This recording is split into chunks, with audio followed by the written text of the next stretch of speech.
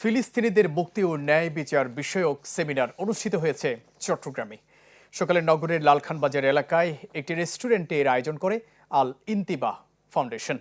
সেমিনারে বক্তারা বলেন, ফিলিস্তিনের সাথে মুসলিম উম্মার অস্তিত্ব জড়িয়ে আছে, কেননা জেরুজালেমে আল আকসা মসজিদে মুসলমানদের প্রথম কিবলা। আর এই আবেগের জায়গাটি নিয়ে খেলছে ইহুদিরা। তবে বিশ্বের মুসলমানরা ঐক্যবদ্ধ থাকলে এই অশুভ তৎপরতা রোধ করা সম্ভব।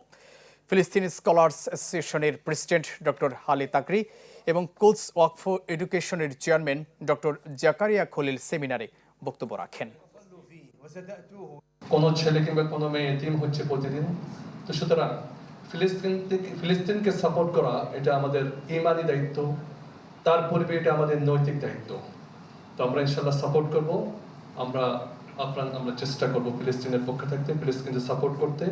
আজকে মুসলিম দেশগুলো যারা পরিচালনা করছেন, মুসলিম দেশের যারা বিজ্ঞ ব্যক্তিজন আছে, রাজনীতিবিদরা আছে, আজকে মুসলমানদের সমস্যাকে নিয়ে তারা কয়জনই বা চিন্তা করছেন, শুধু নিজের অস্তিত্ব নিয়ে সবাই ব্যস্ত।